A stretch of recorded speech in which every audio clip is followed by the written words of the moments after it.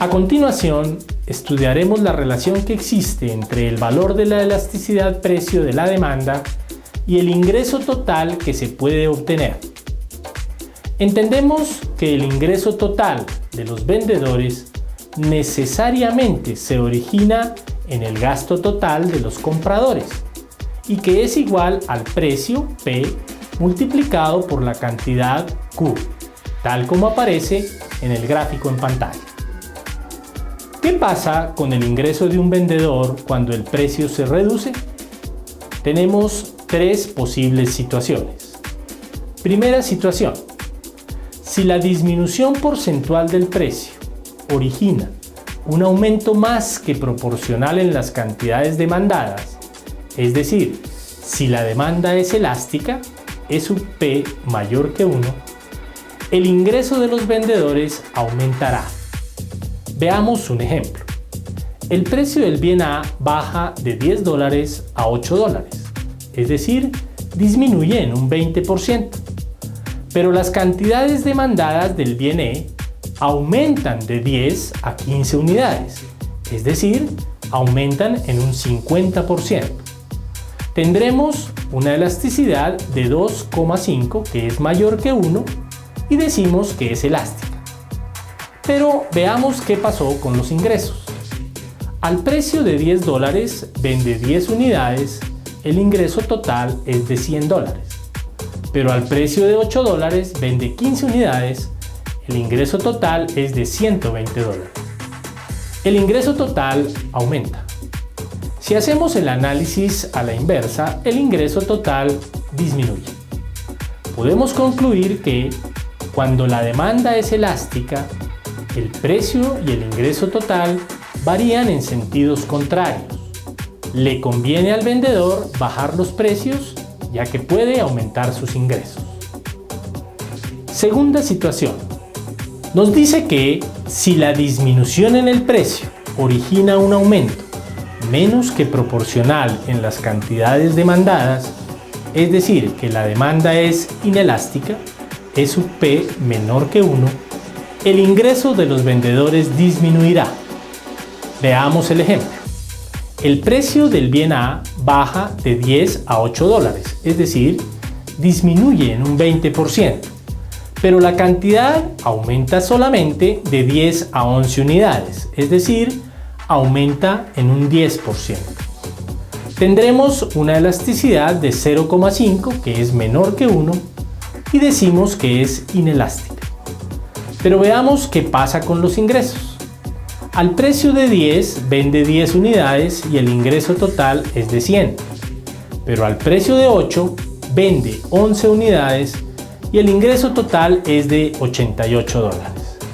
El ingreso total disminuye. Si hacemos el análisis a la inversa, el ingreso total aumenta. Podemos concluir que cuando la demanda es inelástica, el precio y el ingreso total varían en el mismo sentido y al vendedor solo le conviene subir el precio, pues aumenta sus ingresos con base en la necesidad de sus compradores. Tercera situación.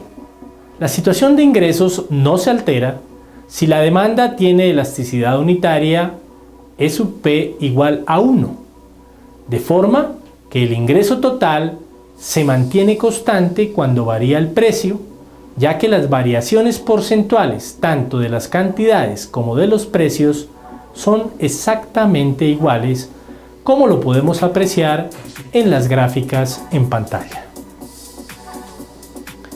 Veamos finalmente los conceptos de elasticidad cruzada de la demanda, que se conoce como el cálculo del coeficiente de elasticidad cuando queremos saber cómo varían las cantidades de un bien A cuando lo que cambia no es el precio de ese bien A, sino el precio de otro bien B, que está relacionado con este.